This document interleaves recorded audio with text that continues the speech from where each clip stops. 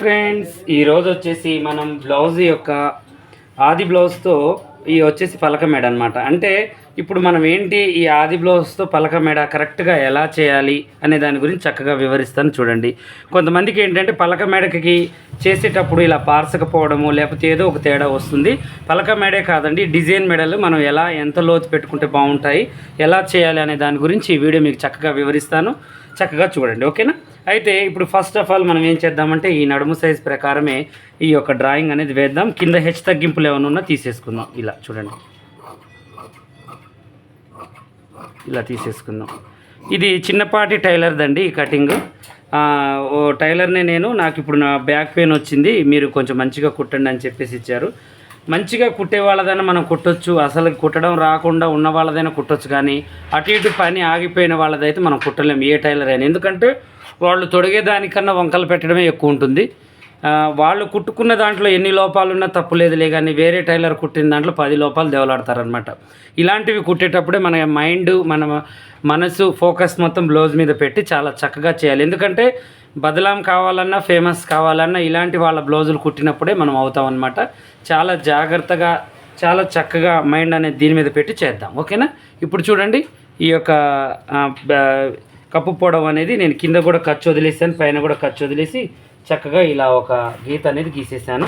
తర్వాతకి నడుము లూజు చూడండి, ఇక ఇలా ఇందాకలా చూడలేదు కదా మనం, ఇగో ఈ చెరిసగానికి ఇలా పెట్టేసి ఇలా మనం ఒక గీత గీసేసుకోవాలి. తర్వాతకి డాట్ కోసం, తర్వాత ఖర్చు కోసం మొత్తం 3 ఇంచుల మందం నేను కలిపేసాను. ఇలా మనం ఒక స్క్వేర్ టైప్లో ఒక బాక్స్ లాగా మనం ఇలా లూజు అండ్ వెడల్పు కొలిచేసుకున్నాం అనమాట. ఇది వచ్చేసి నార్మల్, వెనక వచ్చేసి మనకి పలక మెడ, దానికి పైపింగ్ అని చెప్పేసి ఉందన్నమాట. వీలైతే పలక మెడకి పైపింగ్ ఎలా చేయాలో కూడా నేను వీడియోలో పెడతాను. మీకు ఎవరికన్నా కావాలి అనుకున్న వాళ్ళు మాత్రం కామెంట్లో అడగాలి నన్ను. అన్నయ్య నేను చూస్తాను పలక మెడకు ఎలా వేయాలో కామెంట్ చేయండి, నేను కంపల్సరీ రేపు మీకు నేను చూపిస్తాను, ఓకేనా? ఇప్పుడు మనం ఏం చేయాలి అంటే ఈ యొక్క నడుముని ఇలా కొలుచుకోవాలన్నమాట. చూడండి, ఇలా కొలిచేసి చక్కగా ఇలా గీత గీయాలి. గీసిన తర్వాత పైన మనం ఏం చేయాలి, ఒక 2 ఇంచెస్ మందం పెట్టాలి. కింద వచ్చేసి 2.5 ఇంచెస్ పెట్టాలి, ఓకేనా? ఇలా పెట్టిన తర్వాత ఇక షోల్డర్ వచ్చేసి దగ్గర ఇది 3.5 దాకా ఉంటుందండి. దీనికి ఎంత ఉందో అంతే పెట్టేద్దాం. ఎందుకంటే పాత టైలర్ అనమాట, కొత్త న్యూ టైలర్ అయితే కాదు. వీళ్ళకి నెక్కులు రౌండ్గా రావు, కానీ కొంచెం ఫిట్టింగ్ అయితే మంచిగానే ఉందండి. ఈ బ్లౌజ్ని చూశాను నేను, నెక్కులు అయితే రౌండ్గా లేవు.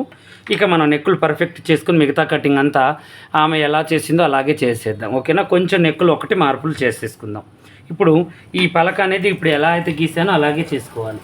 ఈ పలక అనేది మినిమం మనం పలకే కాదండి, 3 మూల నెక్ ఏదైనా కూడా మనకి 9 మినిమం 9 ఉండాలి. ఇది 9 ఉంటుంది మనం కుట్టుకునేసరికి, ఎందుకంటే పావు తక్కువ 9 వచ్చేసింది మనం కొలిస్తే. ఇక 9 ఎబోవ్ ఉంటేనే మనకి నెక్ అనేది కరెక్ట్గా వస్తుంది. అది 3 మూలల నెక్ కానీ వేరే ఏ నెక్ అయినా ఇలా మనం పర్ఫెక్ట్గా పలక అనేది కట్ చేయాలన్నమాట. ఇలా చూడండి, ఇలా, ఓకేనా?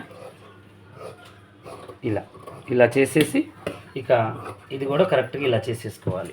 ఇప్పుడు దీన్ని కూడా ఇలాగే యాజ్ ఇట్ ఈజ్గా కొంచెం ఎక్కువ కాదు, మరీ తక్కువ కాదు, 1.5 ఇంచెస్ ఆ మూల మీద నుంచి ఆ రౌండ్ దాకా పెట్టేసి ఇలా రౌండ్గా తీసేసుకొని కరెక్ట్గా 2 ఇంచెస్ దగ్గర కాటు, ఈ రెండింటికి మధ్యలో ఒక కాటు ఇలా పెట్టేసుకోవాలి. ఇక మనకి వెనక డాటు, పలక మెడ, ఆమ్ హోల్ మొత్తం వచ్చేసాయి. ఇలా మనం ఎలా అయితే గీసానో నేను అలాగే గీసి తీసేసుకోండి. స్ట్రైట్గా తీయలేదండి నేను, కింది వైపు వెడల్పు పెట్టాను, పై వైపు తక్కువ పెట్టేశాను. అప్పుడు మనకి పలక మెడ అనేది ఇలా వస్తుంది. మనం చేసుకున్న తర్వాత తీస్తే పర్ఫెక్ట్గా తొడుక్కున్న తర్వాత ఇలా వస్తుంది. కొంతమంది తీస్తే ఇలా ఉంటుంది నెక్, అలా ఉండొద్దు, ఇలా ఉండాలన్నమాట. డబ్బా షేప్లో పర్ఫెక్ట్గా ఈ మూలలు స్టిచ్ చేసేటప్పుడు కూడా నా కామెంట్లో మీరు అడిగితే ఖచ్చితంగా నేను పెడతాను. ఇక వచ్చు అంటే మాత్రం నేను చేయను, ఎందుకంటే వేరే వీడియో చేస్తాను, వేరే వాళ్ళకి ఛాన్స్ ఇస్తాను. వేరే కామెంట్స్ చాలా ఉన్నాయండి. ఇది కూడా ఏంటి అంటే వీలైనంత త్వరలో పెట్టడానికి ట్రై చేస్తాను, మీరైతే అడగండి, ఓకేనా? చూడండి, ఎలాగో ఇది స్టిచ్ చేస్తాం కాబట్టి వెంటనే వీలవ్వచ్చు, అందుకనే నేను మీకు చెప్తున్నాను. ఇప్పుడు మనం వచ్చేసి ఈ యొక్క ముందు షేప్ బెల్ట్ ఉంటుంది చూడండి, దాన్ని ఒక 2 ఇంచెస్ మందం ఇలా మలుచుకొని ఇప్పుడు మనం ఏం చేయాలి అంటే ఇలా కొలుచుకోవాలి, కొంచెం కిందికి పెట్టుకోవాలి షేప్ బెల్ట్. ఎందుకంటే ఇది నార్మల్ బ్లౌజ్ కాబట్టి ముందు సాగే గుణం ఎక్కువగా ఉంటుంది, లైనింగ్ బ్లౌజ్కి ఉండదు కాబట్టి కొంచెం మనం కిందికనే పెట్టుకోవాలి. ఇటువైపు హ్యాండ్స్ వస్తాయా రావా ఒకసారి మనం కొలుచుకోవాలి. చూడండి వచ్చేస్తున్నాయి. అయితే మనం ఏం చేయాలంటే ఇటు కొంచెం మూల మీద కొంచెం జాయింట్ అనేది పడుతుంది, ఎందుకంటే మనకి నెక్ కూడా రావాలి కాబట్టి తీసేసుకోవాలి. మళ్ళీ కిందికని జరిపితే హ్యాండ్స్ అనేవి రావు మనకి. ఇలాగే తీసేసుకుందాం. ఫ్రంట్కి చంక భాగంలో లోన వైపుకి కనబడకుండా కొంచెం ఒరిజినల్కి కాకుండా లైనింగ్కి ముక్కపడ్డా ఒరిజినల్కి పడ్డా కూడా ఇటువైపుకి పెట్టుకోవాలి మనం. ఓకేనా? ఎక్కువ శాతం ఇటు లేదంటే ఇటు. ఇక అంతే. ఇక ఇటు పోయి చంకలోకి వెళ్ళిపోయేటట్టు చూసుకోవాలి జాయింట్ని మనం. ఇక ముందు భాగంలో అటు ఇటుగా కొద్దిగా ఎక్కడన్నా వచ్చినప్పుడు ఈ మూలల దగ్గర కొద్దిగా వేసుకోవచ్చు. అది కూడా లైనింగ్ వరకు ఛాన్స్ ఉంటుంది, ఒరిజినల్కి కలవదు అనమాట మనకి. ఒరిజినల్కి లేకుండా చేసుకోవాలి. ఓకేనా? ఏదో మనం ఎగ్జాంపుల్కి కొంచెం తీసాను నేను ముందు నెక్, తర్వాతకి దీంట్లో కలిపేశాను. ఇలా మనకి తీసేసిన తర్వాత ఇక యథావిధిగా దీన్ని తీసేసి ఇప్పుడు ఈ యొక్క ఫ్రంట్ పార్ట్ ఎలా అయితే ఉందో అలాగే మనం కటింగ్ అనేది చేసేద్దాం అన్నమాట. ఓకేనా? ఇంకా చూడండి ఇలా పెట్టేద్దాం. ఇలా పెట్టేసి పర్ఫెక్ట్గా ఇంకా చూడండి ఇలా పైకి కొంచెం ఇలా గీత గీసేసి ఇక ఇది చూడండి ఇక్కడ నుంచి ఇక్కడ కొంచెం గీత అనేది గీసేసుకోవాలి.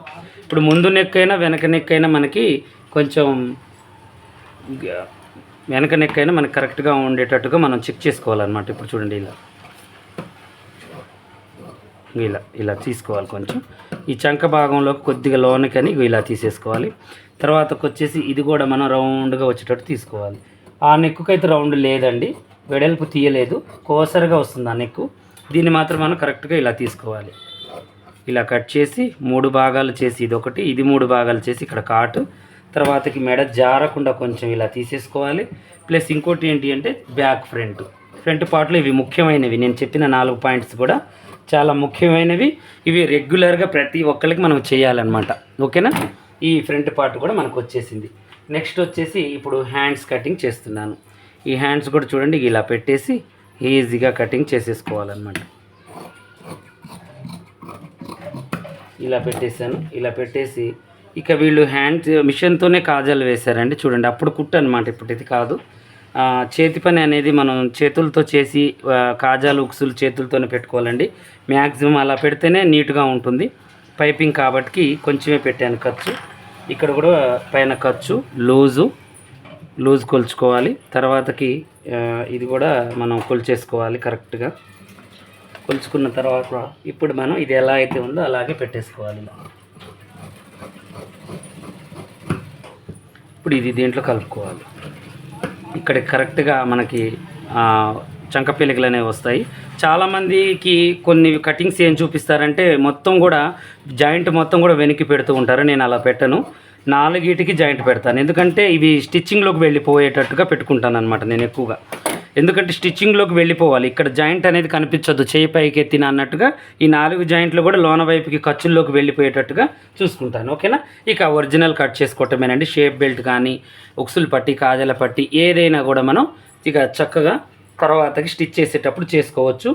ఇక ఇప్పుడు నేను మీకు కావాలి అంటే ఈ యొక్క వీడియో కింద నాకు పలక మెడకి పైపింగ్ చూపించండి అన్నయ్య, చీరలో క్లాత్తోనే, ప్లెయిన్ క్లాత్ కాదండి, ఇదే క్లాత్తో వేయమన్నారు, దీంతోనే వేస్తున్నాను. ఎలా వేయాలో మీకు నేను చూపిస్తాను. చీరలో నుంచి ఒక 4 ఇంచుల వెడల్పు మీద నేను ఈ యొక్క క్లాత్ తీసుకున్నాను. ఇప్పుడు ఇక దీన్ని ఒరిజినల్ కట్ చేసి ఇక ఈ స్టిచ్చింగ్ ఎలానో మీరు కామెంట్ సెక్షన్లో అడిగితే నేను చక్కగా మీకు చూపిస్తాను. ఓకేనా? ఇలాగే మరిన్ని మంచి వీడియోస్ కోసం మా ఛానల్ చూడండి. కొత్తగా చూసే వాళ్ళు సబ్స్క్రైబ్ చేసుకోండి. పాత వాళ్ళైనా కొత్త వాళ్ళైనా మీకు ఏమైనా డౌట్ ఉంటే కామెంట్లో అడగండి. ఎందుకంటే డౌట్ వల్ల మీది ఒక్కళ్ళదే డౌట్ అని అనుకోవద్దండి. మీ డౌట్ ఒక 4గురికి కూడా క్లియర్ కావచ్చు అనమాట. ఓకేనా? కొంతమందికి ఏంటి అంటే డౌట్ ఉంటుంది కానీ కామెంట్ పెట్టడం రాదు, ఇంట్లో పిల్లలు ఉండరు సమయానికి, వాళ్ళకి ఎక్స్ప్లెయిన్ చేయడం కూడా రాదు, చదువు రాని టైలర్స్ చాలామంది ఉంటారు. వాళ్ళకి కూడా మీ కామెంట్ అనేది హెల్ప్ అవుతుంది, నేను తీయడానికి కూడా మంచిగా చాలా చక్కగా ఉంటుంది. ఓకేనా?